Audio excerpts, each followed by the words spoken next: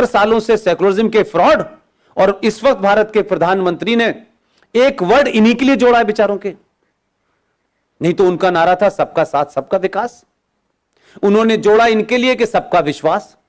यह समझ में नहीं आ रहा है कि देश का प्रधानमंत्री सबका विश्वास की बात कर रहा है, हमें मकान भी दे रहा है, हमारे साथ डिस्क्रिमिनेशन भी नहीं हो रहा है, हमें स्कॉलरशिप दे रहा है, हमारे आईएएस पीसीएस बन रहे हैं, उसके बावजूद भी कहते हैं नहीं नहीं नहीं, ये हमें ऐसी जहर की मीठी गोली दे रहा है कि हम कब मरेंगे हमें पता ही नहीं चलेगा।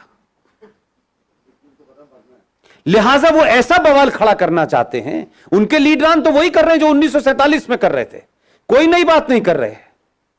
हमको गलतफहमी हो सकती है, उन्होंने दुकानें खोल रखी हैं कि बसपा का मुसलमान क्या कहेगा, सपा का क्या कहेगा, और जेडीयू का क्या कहेगा, और कम्युनिस्ट पार्टी का क्या कहेगा, लेकिन एक एजेंडे पे या तो सब साइलेंट हो जाएंगे या टारगेट एक होगा।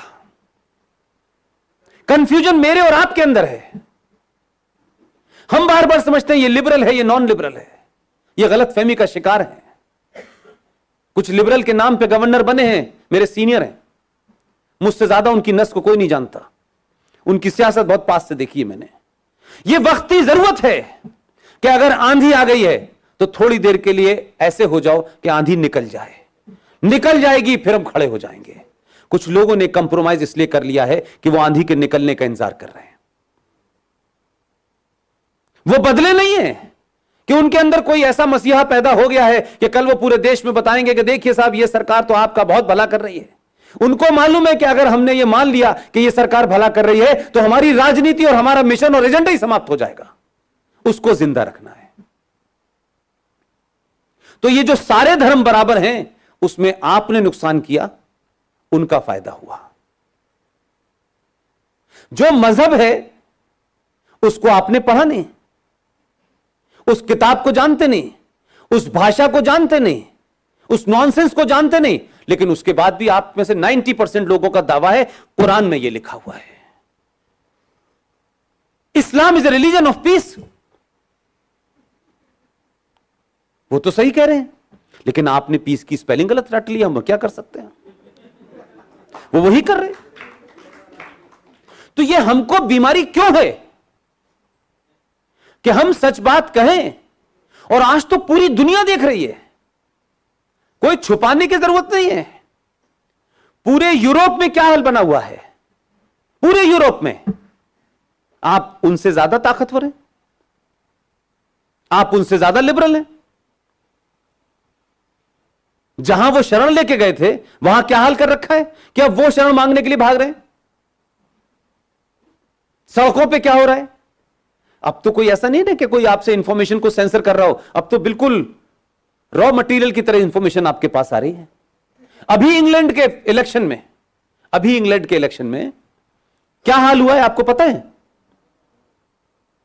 लेबर पार्टी ने यह रेजोल्यूशन पास किया कि हम ताकत में आएंगे तो सबसे पहले भारत में जो जम्मू कश्मीर में 370 हटाया गया है उसके खिलाफ रेजोल्यूशन पास करेंगे।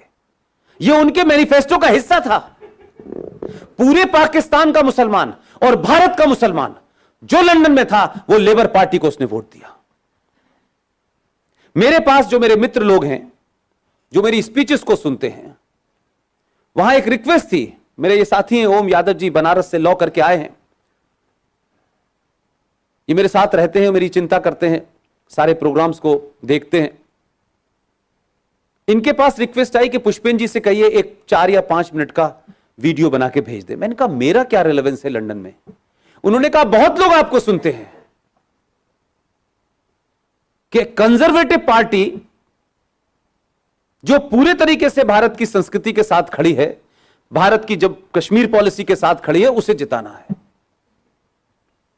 मैंने वीडियो जारी किया, वो चला, उसकी वजह से चाहे 0% भी इफेक्ट हुआ हो, लेकिन जो चाहते थे इसलिए मैंने भेजा। लेकिन आप देखिए कि पूरे कश्मीर का मामला जो जहां मुसलमान मौजूद था उसने वही किया जो उसे करना था। यह बात अलग है कि आपकी ताकत इतनी थी कि आपने भारत में कुछ लोगों को जनेऊ पहनने पे मजबूर किया। इससे पहले पहन ही नहीं रहे, उन्हें पता ही नहीं था जनेऊ क्या है। तो उनके पिताजी ने बंडी के ऊपर पहना, ये कहां पहने इसको समझ नहीं आ रहा। और वहां क्या किया, वो जो पार्टी थी जो कंजर्वेटिव जीती है, उसमें आपने अपनी ताकत पूरी दिखाई। उसने अपने चुनाव प्रचार का आरंभ ही मंदिर से किया। जगह जगह मंदिर गया वो।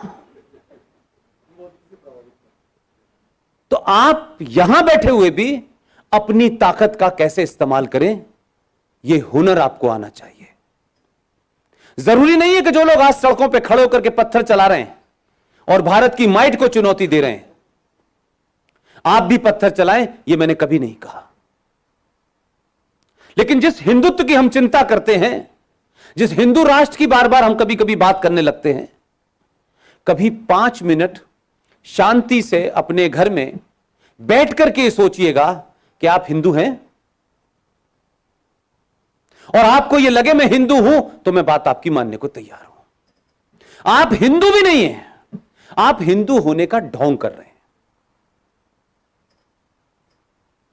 आपको लगता है दूध में यूरिया मिलाओ, मसालों में मिलावट करो, गेहूं में मिलावट करो, आटे में मिलावट करो, इस देश की किताब सब कुछ में मिलावट करो, लेकिन मैं हिंदू हूं। हमने कभी अपने चरित्र को देखा है कि हमने किस तरीके से सोच समझ के अपने आप को कमजोर किया है 70 सालों में? कभी आपने किसी दलित को यह बताया कि बार बार यह कहा जाता है कि दलितों की हालत ब्राह्मणों ने ऐसी कर दी, ब्राह्मणों ने ऐसी कर दी? किसी ने रुक के उनसे पूछा, भाई 1000 साल से तो ब्राह्मणों की हालत दलित जैसी है, तुम्हारे हमने तो राज किया नहीं 1000 साल से। जिन्होंने राज किया है कम से कम उनके साथ तो मुगलों के जाने के बाद तुमको यहां का राजा होना चाहिए था। तो 70 साल में तो तुम्हारी यह दशा हमने की नहीं। लेकिन आप सोचिए कि जो आपके हैं, जो सनातन के हिस्से थे, हमने अपनी फॉल्स ईगो में ऐसे हालात कर दिए कि एक भूखे नंगे लोगों ने उनका हाथ पकड़ लिया और उनको झूठा आश्वासन दे दिया। जो सन 1947 में जिन्ना साहब ने किया, वही उसका आज एक सुधरा हुआ रूप है, जय भीम और जय मीम। और उस पूरे मूवमेंट में वो सबसे आगे नजर आ रहे हैं। आपको खर्चा करके भी 4 मुसलमान नहीं मिल रहे कि आपकी बात को कह सके, क्योंकि आप लोगों को खरीदते हैं, आप मिशन से काम नहीं करते। 2 को वजारत दे दो, 2 को लालच है तो वो कुछ बोल देंगे, साहब देखे नहीं नहीं मोदी बहुत अच्छा काम कर रहा है। मोदी के हटते ही वो करने लगेंगे जो उनको करना है। तो आपने जमीन पे काम नहीं किया। और 1984 की घटना ने, जो किसी राजनीतिक दल के कारण हुई थी, क्या कभी आपने, समाज ने यह सोचा कि अगर कुछ लोगों ने गलती की तो समाज को नहीं भुगतना चाहिए?